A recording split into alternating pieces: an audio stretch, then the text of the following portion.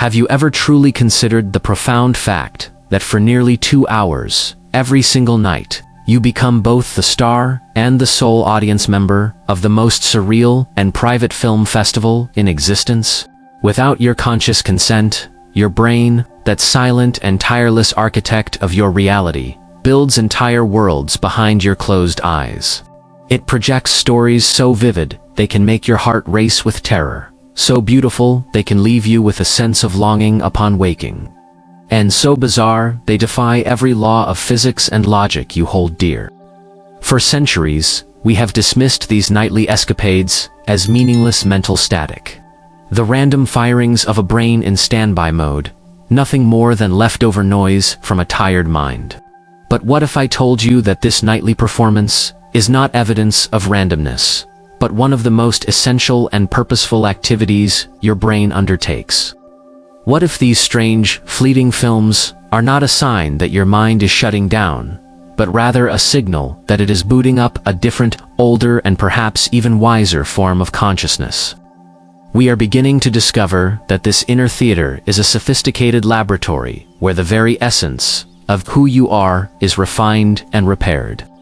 It is a place where your memories are curated, your emotional wounds are tended to, and your most brilliant creative sparks are ignited. So, tonight, we're not going to talk about sleep as a state of absence, but as a journey into a hidden, active, and vital world. We are going to pull back the curtain on the quiet storyteller within and uncover the extraordinary gifts it leaves for us on the shores of the morning. Long before the hum of an MRI machine or the flicker of an EEG sensor, humanity was already in a deep and reverent conversation with its dreams. This isn't a New Age curiosity. It is one of our oldest and most enduring intellectual traditions. Imagine yourself, for a moment, thousands of years ago, in ancient Mesopotamia. You awaken not with the vague memory of a silly story, but with the conviction that you have received a coded telegram from the divine. Dreams were not fantasy. They were prophecy, warnings, and guidance etched onto the clay tablets of your soul, interpreted by priests who saw the sleeping mind as a direct conduit to the gods. Travel forward in time to the banks of the Nile in ancient Egypt, where the power of dreams was so revered that entire temples were constructed as sacred dreaming hospitals. Here, the sick would sleep in hopes of receiving a vision from the gods that would reveal a cure. The dream was not an illusion. It was a diagnostic tool, a divine prescription. It was in the sun-drenched courtyards of Greece that the conversation shifted. The great philosopher Aristotle, with his relentlessly curious mind, looked inward. He listened to the whispers of his own body and proposed a radical idea. Perhaps dreams were not messages from gods on high, but echoes from within. He suggested they might arise from the faint vestiges of our daytime sensations, the aftershocks of our own physiology. This was a revolutionary pivot, the first great step toward understanding dreams as a biological, psychological event. Centuries later, this inward turn would be supercharged by the fathers of modern psychology, Freud and Jung. They cast dreams not as telegrams from gods, but as postcards from the deepest, most hidden parts of ourselves. For Freud, they were the royal road to the unconscious, a landscape of disguised wishes and repressed desires. For Jung, they were a bridge to a collective human memory, filled with universal archetypes and symbols that spoke a language older than words. Though their maps of this inner world differed, their core belief was identical to that of the Mesopotamian priests and Egyptian healers.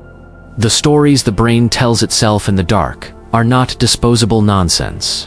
They are meaningful events that have always deserved, and will always demand, our most profound attention. Sleep does not crash upon you like a wave. It is not a digital switch that flips from on to off.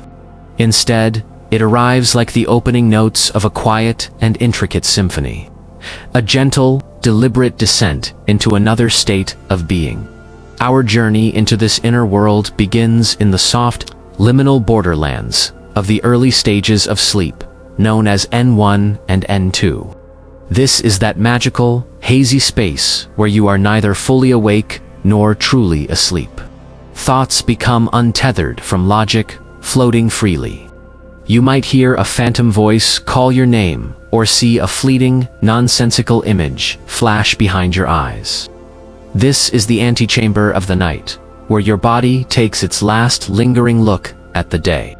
You might experience a sudden, full-body twitch known as a hypnic jerk, which feels like you've stumbled off a curb. This is not a malfunction. It is a beautiful echo of the waking world, a final, fading electrical signal from your motor cortex as your brain prepares to cede control to the stillness of the night. As you drift deeper into this state, your brain begins to actively guard your emerging rest. It begins to broadcast gentle, rhythmic waves known as sleep spindles and larger, more dramatic spikes called K-complexes.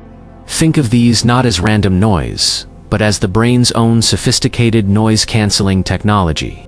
A distant car horn or a creak in the floorboards might trigger a K-complex, a neural command that essentially says, "That sound is not a threat.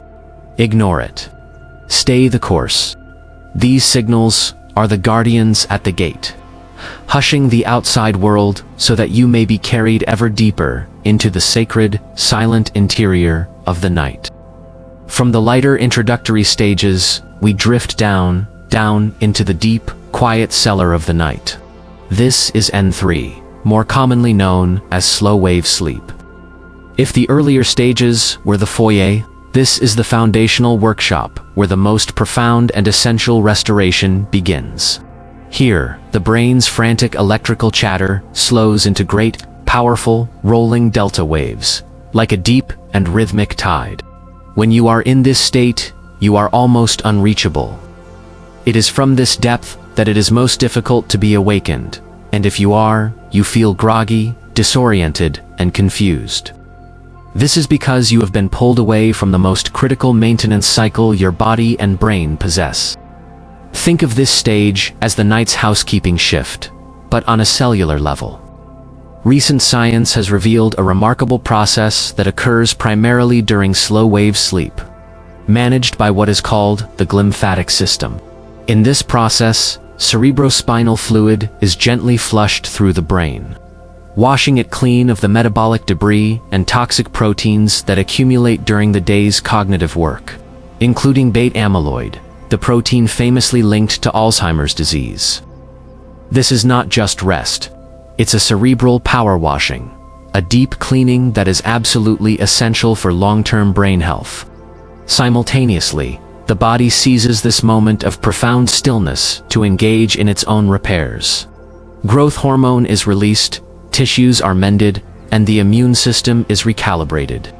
N3 is a quiet, unreachable, and profound place, but it is not an empty one. It is the still, dark pool where your body and mind are given the precious and indispensable gift of renewal.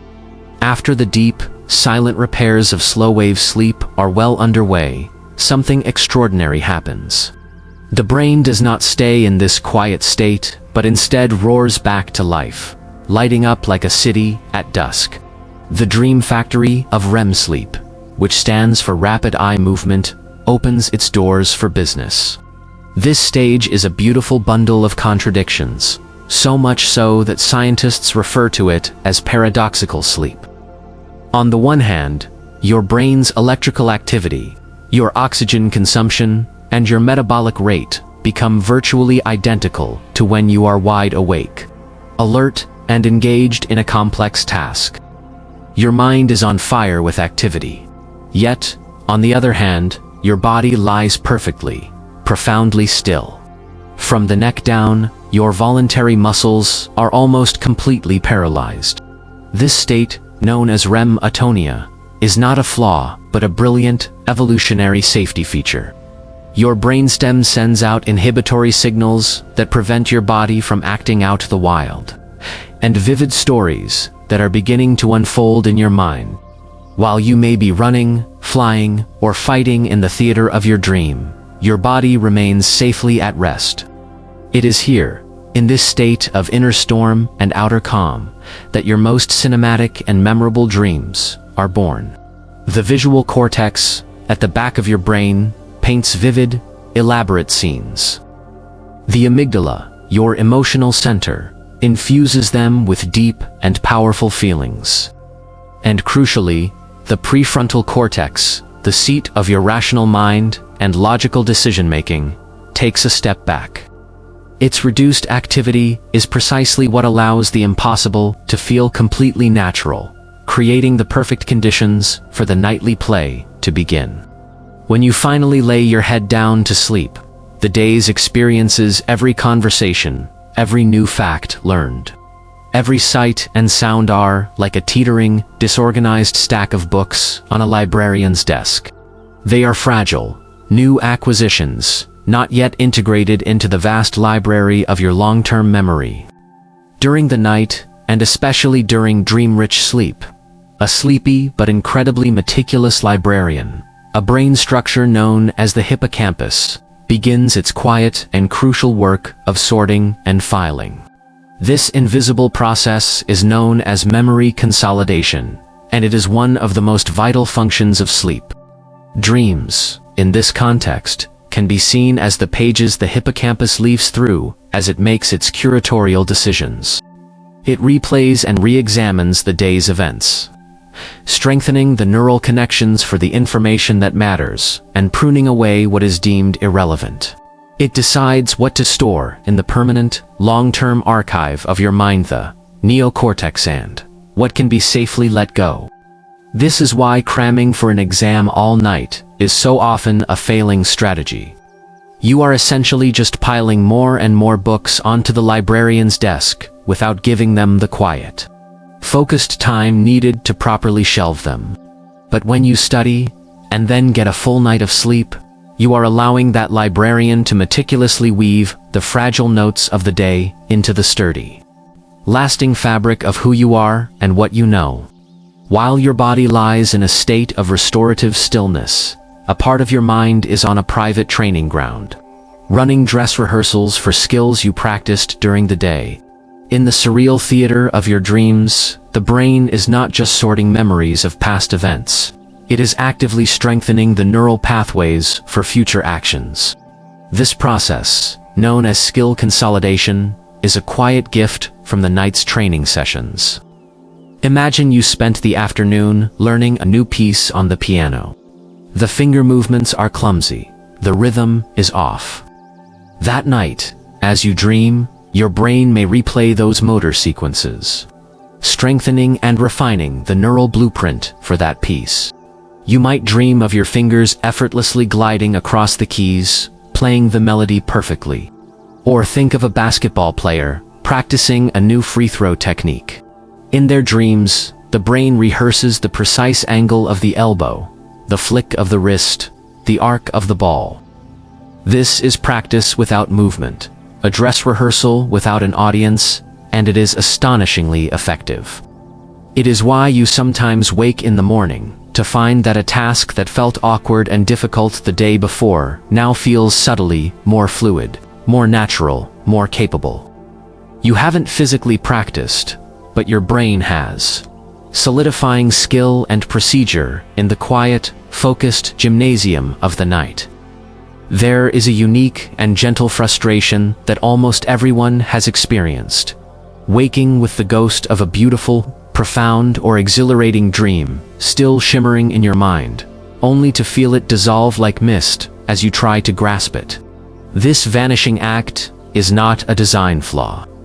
It is a fundamental feature of the dreaming mind, the very part of your brain responsible for archiving new memories.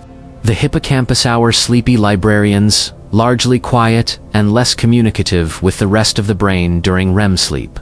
The story unfolds brilliantly.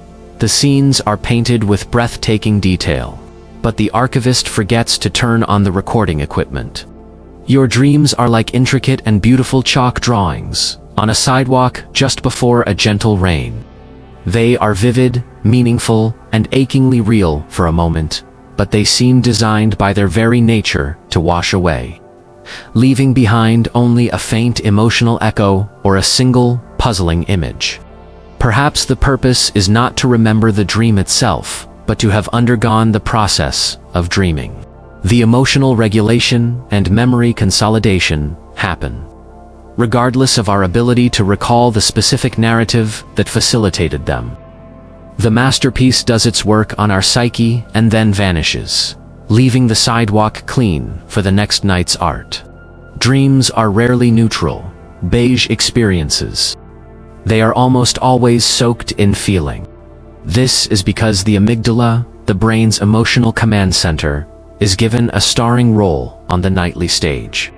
During REM sleep, the amygdala becomes hyperactive, acting like a brilliant and dramatic stage lamp that casts intense shades of fear, joy, anxiety, or longing onto every scene the brain creates.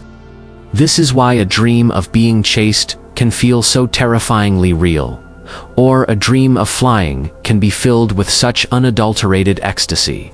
However, this emotional amplification happens in a unique and wonderfully therapeutic neurochemical state. While the amygdala is highly active, the brain dramatically reduces the release of key stress-related neurotransmitters like norepinephrine.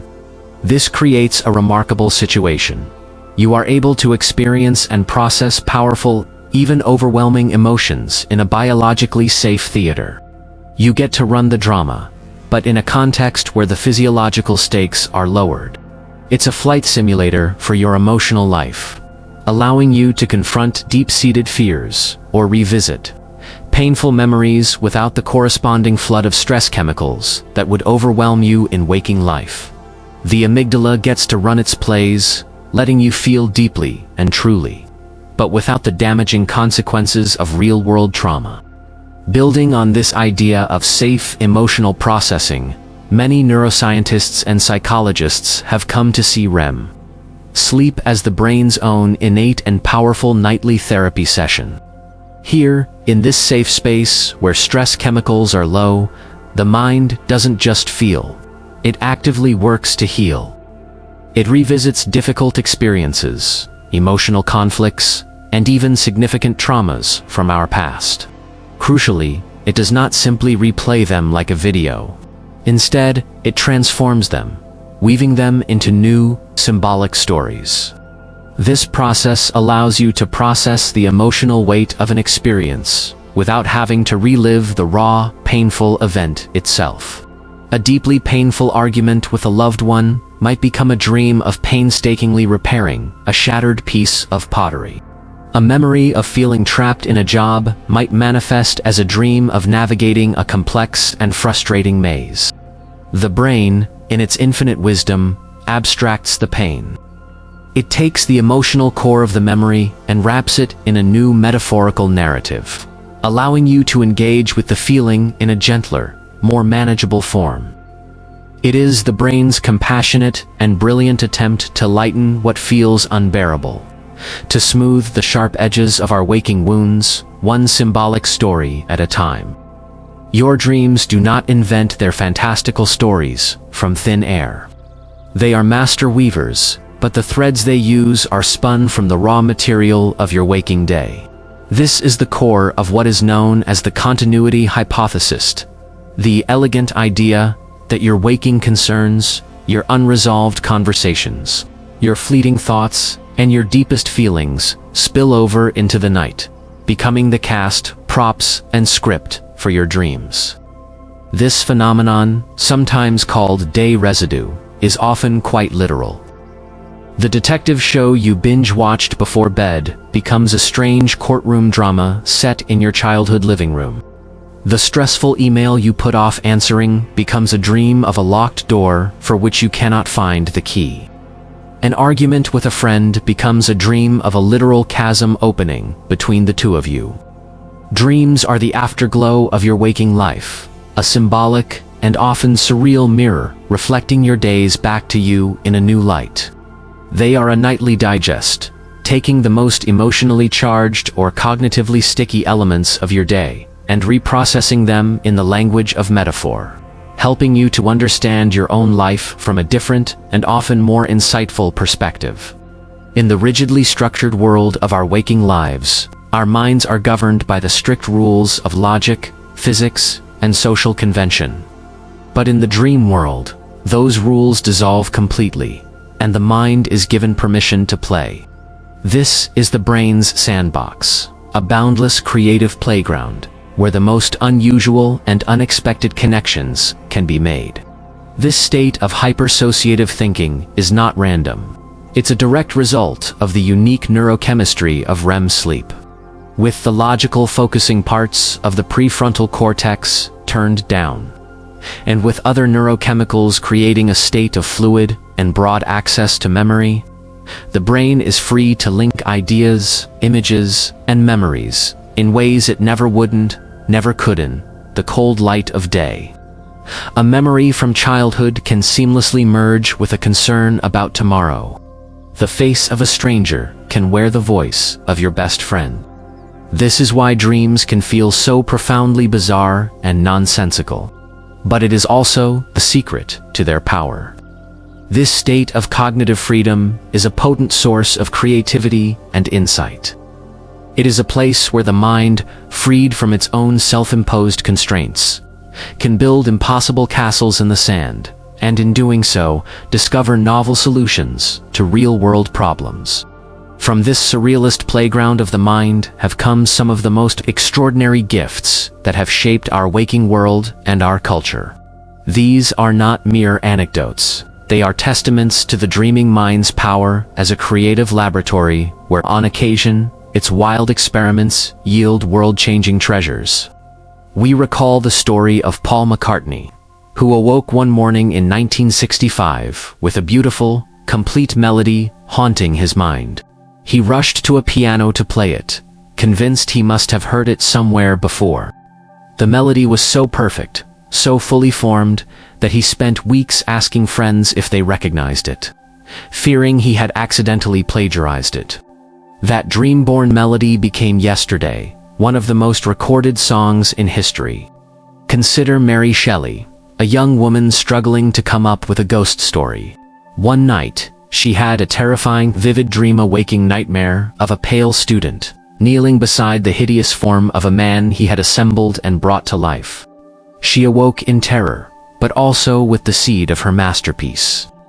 That single dream image gave birth to the novel Frankenstein, and with it, the entire genre of science fiction. Or think of the Russian chemist Dmitry Mendeleev, who had long been wrestling with the puzzle of how to organize the known chemical elements. The pieces were all there, but the pattern eluded him. He fell into an exhausted sleep at his desk and saw, in a dream, a table where all the elements fell into place as required. He awoke and immediately wrote down the arrangement from his vision, the periodic table of elements, a foundational pillar of modern chemistry.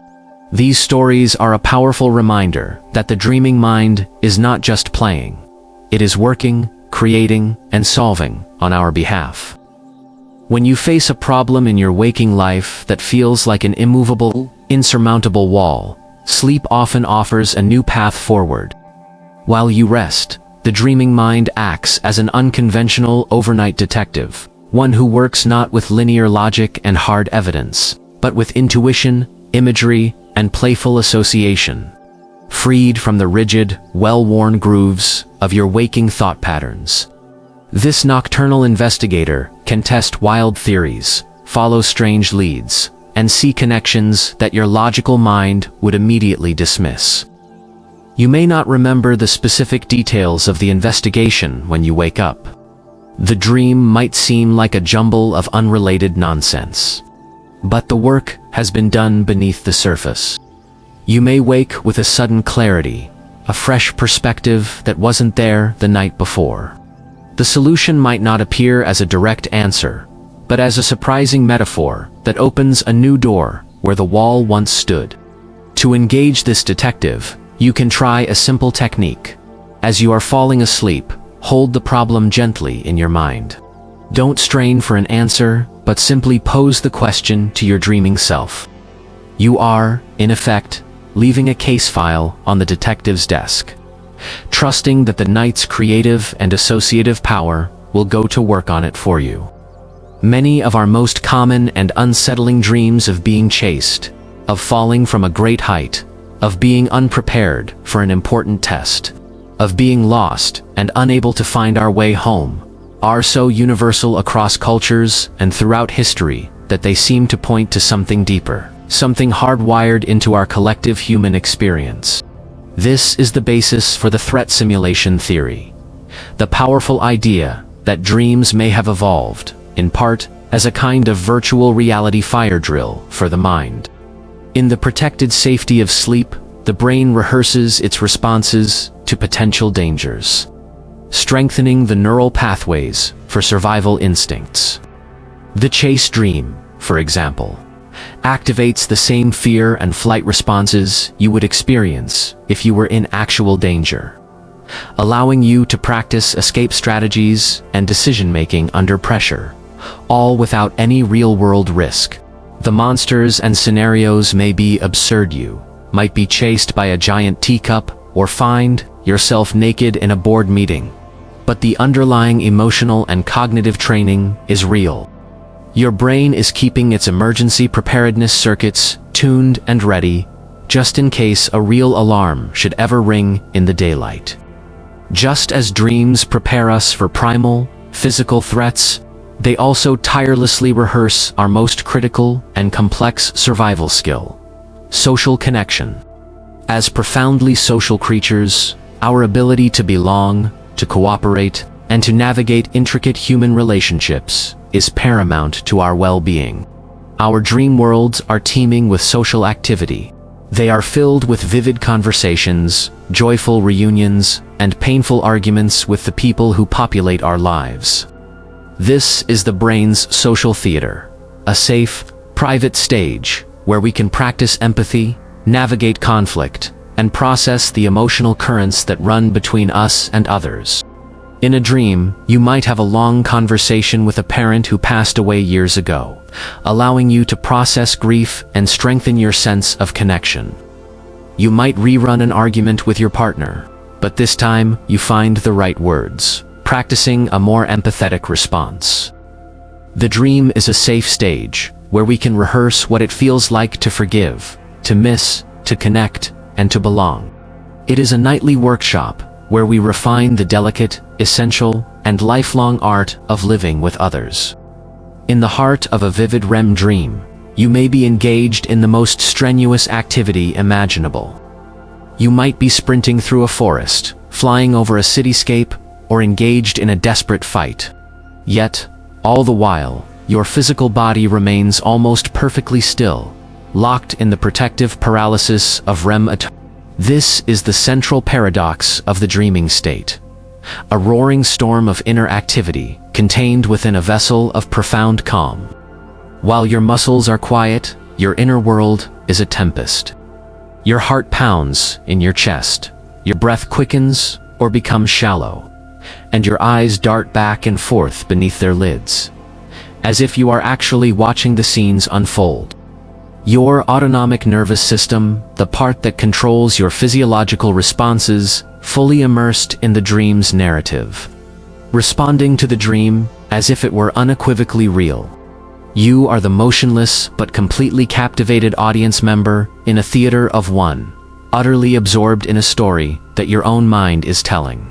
A testament to the brain's power to generate a reality so convincing that the body believes every word. Sleep is not merely a passive state of rest. It is an active and dynamic workshop of repair. A hidden internal pharmacy that dispenses its own potent medicine while you are unconscious. Much of this deep physical restoration happens during slow-wave sleep. But the dreaming phase of REM also plays a crucial role in our holistic health. During this stage, your immune system is recalibrated. Your heart rehearses its rhythms in response to the dream's emotional content, and your entire system is tuned for healing and resilience. There is even a fascinating psychosomatic element at play. The dream itself, with its symbolic imagery of strength, recovery, or problem-solving, can act as a kind of prescription, written not in words, but in pictures. A dream of a broken object being mended, or a withered plant being watered, can be a mental reflection of the physical healing processes occurring in the body. It is a beautiful and powerful reminder that the mind and body are not separate entities, but are deeply intertwined.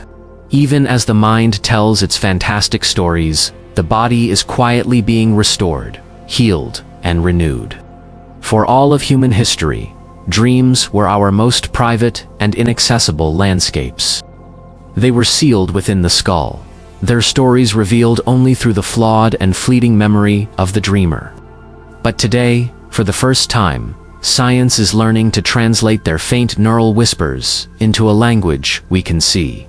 With powerful tools like functional magnetic resonance imaging, fMRI, which maps the brain's activity by tracking blood flow, researchers can now glimpse the faint, ghostly outlines of what a person is dreaming. The process is ingenious. Researchers show a person thousands of images: a face, a car, a landscape, while recording the unique patterns of brain activity each image creates in the visual cortex.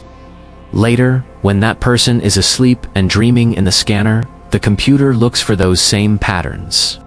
If the pattern for face appears, the computer can make an educated guess that the person is dreaming of a face. The results are not yet a perfect high-definition film of the inner world. They are more like blurry, ghostly reconstructions. But they represent a monumental leap, reminding us that dreams, while deeply personal and ephemeral, are also real, physical events, written in the universal language of blood flow and electricity. Sometimes, in the very middle of the most bizarre dream, a tiny light of awareness flickers on. A moment of clarity cuts through the narrative, and you think to yourself, wait a minute. This is a dream. This is the remarkable and learnable state of lucid dreaming. A hybrid state of consciousness, where you are simultaneously the actor and the aware audience in your own nightly play. To become lucid is to hold a lantern in the winding corridors of your own imagination. For many, this is a playground for fantasy, offering the chance to fly, to walk through walls, or to conjure any world they desire. But it also holds profound therapeutic potential. For individuals plagued by recurrent nightmares, achieving lucidity offers a chance to turn and face their fears. They can ask the monster what it represents, or use their conscious awareness to change the dream's outcome, thereby disarming the nightmare of its power. Lucid dreaming is an invitation to not just be a passive recipient of your dreams, but an active explorer, standing in awe of the worlds your mind can create from within. Since the time of the ancient Greeks and their dream temples, humanity has believed that we can gently influence the content of our dreams. This is the ancient art of dream incubation, the practice of planting a seed of intention in the mind before sleep, in the hopes that it will blossom in the fertile soil of the night. It is not a command, but a quiet, collaborative conversation with the deeper, creative intelligence of your dreaming mind. The technique is simple and powerful. Before you go to sleep, you focus your mind on a specific question, a creative problem, a difficult emotion, or even a person you wish to connect with. You might write it down on a piece of paper and place it by your bedside. You can spend a few minutes meditating on the issue, visualizing it clearly. Then, you release it, trusting your mind to take up the query. This act of priming your consciousness makes it more likely that the dream will weave your intention into its narrative, perhaps offering a symbolic answer or a new perspective. It is a beautiful way of partnering with your own subconscious, of opening a dialogue with the wise storyteller within.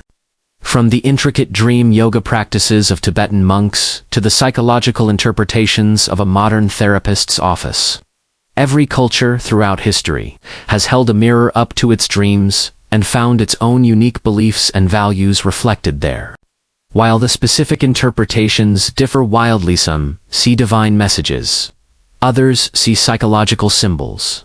And still others see spiritual teachings. The core human impulse to find meaning in our nightly visions is profoundly universal.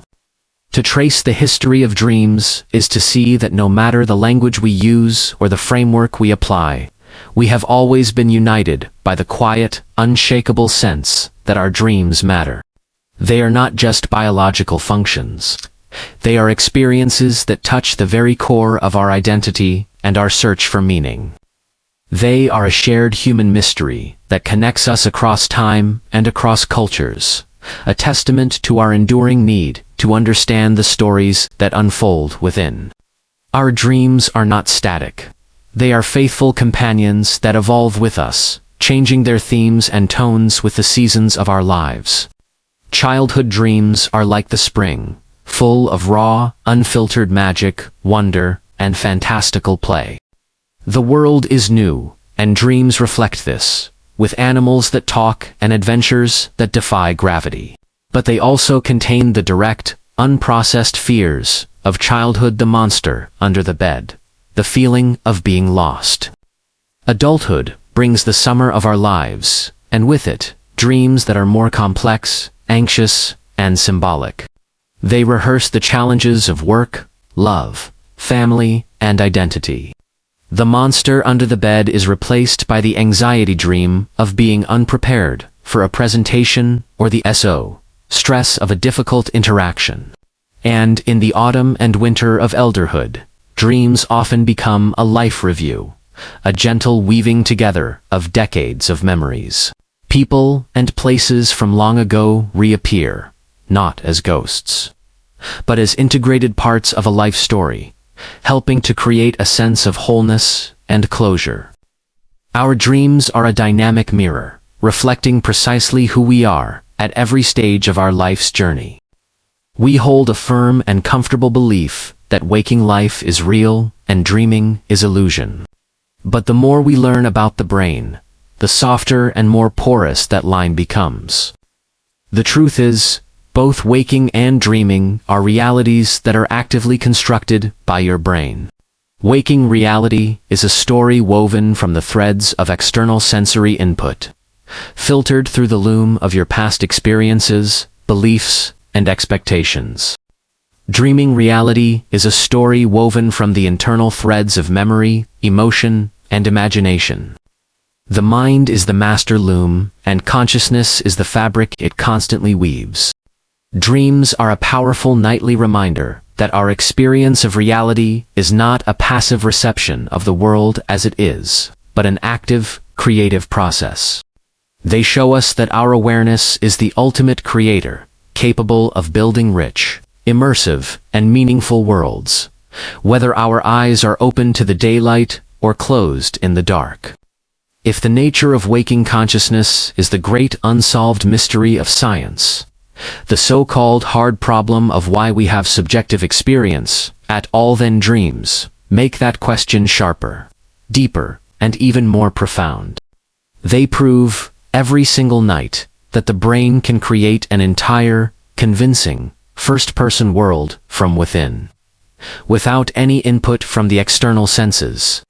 This is the hard problem's nightly whisper, a quiet, insistent reminder that the feeling of being there, the vivid glow of conscious experience, does not require an external world to exist. To dream is to witness awareness itself as the primary creator, and to wake is to carry the wonder and the weight of that deep mystery back with you into the daylight. And so our journey through the labyrinthine world of the dreaming mind comes to a gentle close.